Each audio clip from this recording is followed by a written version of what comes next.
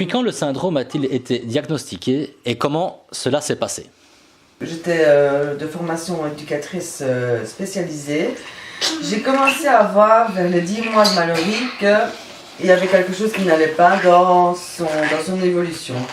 Il y avait des gestes qu'elle ne faisait pas, des mouvements qu'elle ne faisait pas. La marche ne venait pas. Même si à 10 mois, normalement... Oh là! Même si à 10 mois, normalement, ben voilà, l'enfant n'est pas vraiment censé marcher, elle n'essayait même pas de se lever, de rouler ou quoi d'autre. Donc là, je me suis dit qu'il y avait quand même quelque chose qui n'allait pas. De là, je suis allée voir ce pédiatre qui m'a gentiment dit que madame, vous avez encore le temps et ça va venir, ça va venir, ça va venir, ça va venir. Et puis, j'ai assisté. Ouais. J'ai assisté et... D'abord, on a attendu un petit peu, et puis au bout d'un mois ou deux, on s'est dit non, il y a vraiment quelque chose, quoi. Comme dit l'expression belge, la pâte, c'est frites dans le même sachet, quoi. Il y a un truc... et là, jusque-là, c'était un bébé tout à fait normal, oui. Avec des sourires, des regards. On n'aurait rien pu savoir avant ça. Avant la marche, c'était indétectable. Est-ce que c'est là qu'on a été voir le service précoce de l'enfant? Oui. À l'homme. Oui. Avant, on habitait en Hainaut, tout près de Herculine. Et là, on était dirigé vers le service de l'aide précoce, qu'on remercie. D'ailleurs, on profite de cette vidéo et de ce reportage pour les remercier. Parce que ils ont fait un travail super et ils nous ont très très bien aidés, surtout dans le moyen de quels services, autant administratifs que médicaux, nous aiguiller pour aller directement aux bons endroits, à prendre les rendez-vous pour nous. C'est ça qui était aussi très très chouette, parce que de par leur aide, de par leur efficacité, de par leur connaissance de personnes, ben, on a très peu attendu par rapport à ça. C'était diagnostiqué un petit peu après sa première année. C'est 12 mois. Ouais, vers ses 12 mois. Par la génétique. Par l'examen génétique définitif. Mais en fait, comment ça s'est passé? C'est ça un peu la question. Ouais. C'est un gros coup, comment ça s'est passé. Parce que jamais personne nous a parlé du syndrome de Rett. Ouais, et moi, je ne l'avais jamais entendu non plus. Personne ne le connaissait, Valérie ne le connaissait pas, moi, c'est pas du tout ma partie. Et lorsqu'on s'est trouvé chez le généticien, il s'est passé un truc assez sympa. Le généticien ne savait pas pourquoi on est. Si ce n'est qu'il y avait un problème. Mais le neuropédiatre qui nous l'avait prescrit, le rendez-vous chez le généticien, nous n'avait parlé d'aucune piste. Nous avait dit il faut aller faire de la génétique, sans nous parler de syndrome de Rett ou quoi que ce soit. Donc on arrive accompagné du service de l'enfance, en réunion généticienne. Le gars, le médecin en question commence à ausculter Mallory. Et il voit un toc. Il regarde comme ça, il voit des tocs. Ben, elle avait ses petits tocs de mettre les mains en bouche. Voilà, exactement. Il avait, vous voyez, les yeux un petit peu rapprochés. Pour nous, c'était normal. Et elle n'avait pas encore les déformations aussi accentuées à ses pieds par rapport à ça. Elle était petite, elle, justement. Ouais. Et ça me prend encore maintenant parce que quand c'est rien que de penser à ce moment-là, c'était une journée de merde. Et bon, il regarde ça et il dit ouais. Et je dis vous voyez quelque chose?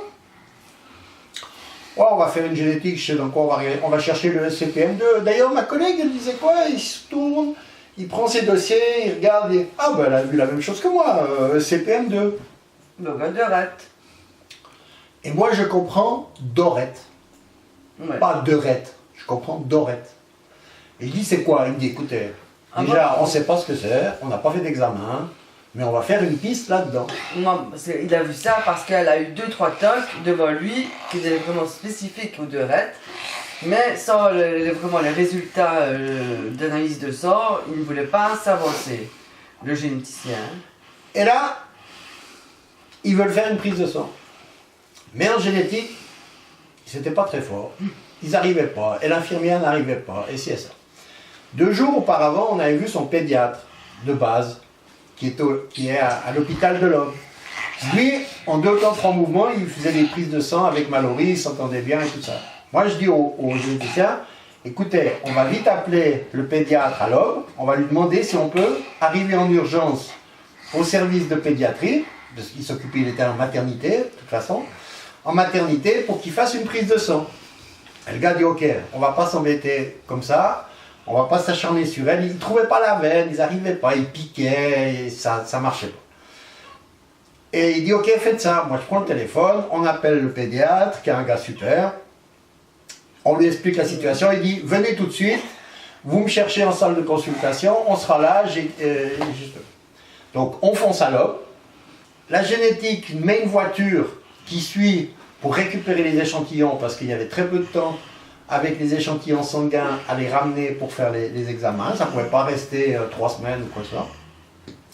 On part à l'homme comme des fous, on arrive aux urgences, pas aux urgences, on arrive dans la maternité, on rentre, on cherche le pédiatre, il nous reçoit, il avait bien préparé avec 2 infirmières qui étaient là, qui connaissaient Mallory, puisque Mallory était née dans cette maternité.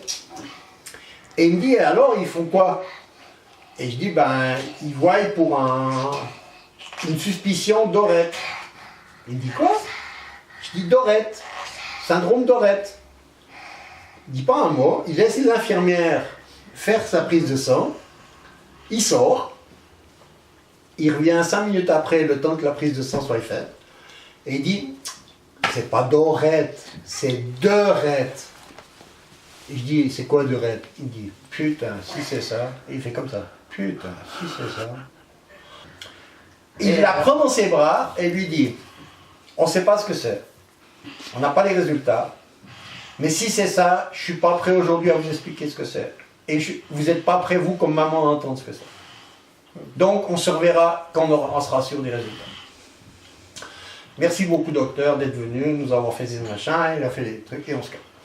Et moi, je vais les ramener à la maison, j'avais une réunion pour mon travail après. Et on se regarde et on dit, on ne va pas regarder sur Internet. Hein. On attend les résultats. Hein. C'est clair. Mais moi, je voyais quand même comment Mallory évoluait. Hein. Tu le promets, on ne va pas regarder. Hein. Non, on ne va pas regarder. Moi, je les pose à la maison, on habite toi. Et moi, je pars en réunion. Tu parles, j'ai pas fait 100 mètres, j'ai parqué la voiture, j'ai sorti mon iPad. Elle a fait exactement la même chose à la maison. De rêve. On ne s'est pas dit un mot. Nous, on a vu le truc. On n'allait jamais voir sur le syndrome de Rett par Internet ce que c'est. Dans les grottes lignes. Oh. L'horreur. On a passé une journée de merde. Moi, j'ai annulé toutes mes réunions l'après-midi. J'ai été marcher dans la forêt. On est rentré le soir, on s'est regardé.